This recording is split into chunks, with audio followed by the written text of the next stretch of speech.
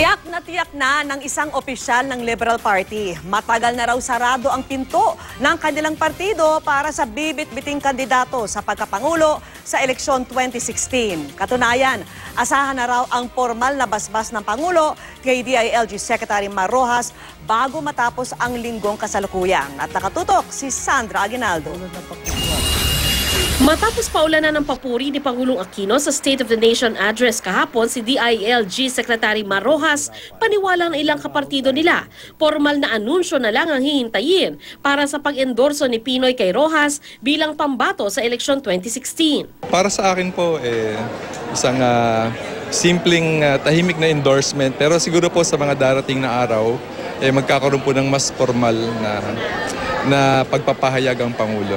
Ilang source ng GMA News sa Liberal Party ang nagsabing sa Biyernes, July 31, maaasahan ang endorsement ng Pangulo kay Rojas. Sagot ni Rojas. Ang alam ko lang sa July 31, Kuya Mike, ay St. Ignatius Day po yun. Yan ang patron saint ng Ateneo.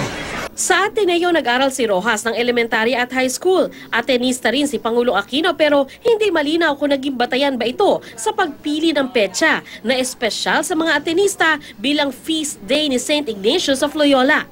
Matapos ang endorsement, ang pagtanggap naman ni Rojas sa tiwala ng Pangulo. Nakareserba na nga ang function room na ito sa Club Filipino mula July 29 hanggang 31. Sa Pangulo na mismo galing, i-anunsyo niya ang kanyang pasya matapos ang SONA. Hindi matatapos ng linggo to, i-anoint na officially si Secretary Rojas at si Secretary Rojas naman bilang dahil mataas ang kanyang delikadesa, magbibitiw sa kanyang katungkulan. Tila handa naman si Rojas dito kung pagbabatayan ng sinabi niya sa panayam ng 24 oras kahapon. Sakaling ipasa sa atin na ang Pangulo ang bola, ay hindi ko naman ididribble lang ito. Makakasiguro po kayo na isushoot ko ito, idadang ko pa ito, pupuntos ang daang matuwid dito. Matatanda ang ilang beses kinausap ni Pangulong Aquino si Senadora Grace Poe kaya nagkaroon ng usap-usapang namimili pa ang Pangulo ng kanyang susuportahan. Pero sabi ni Erice, matagal na sarado yung pinto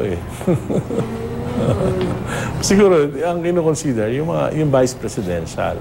Hanggang ngayon, umaasa pa rin ang ilang LP members sa tambalang Mar Poe. Pero ayon kay Erice, lumawak na ang paghahanap ng LP nang makakatambal ni Rojas. Ayon sa aming sources, nadaragdagan ang mga LP members na nagkaka-interes kay Representative Leni Robredo, ang byuda ni dating DILG Secretary Jesse Robredo. Bukod pa kay Batangas Governor Vilma Santos. Sandra Aguinaldo, nakatutok, 24 oras.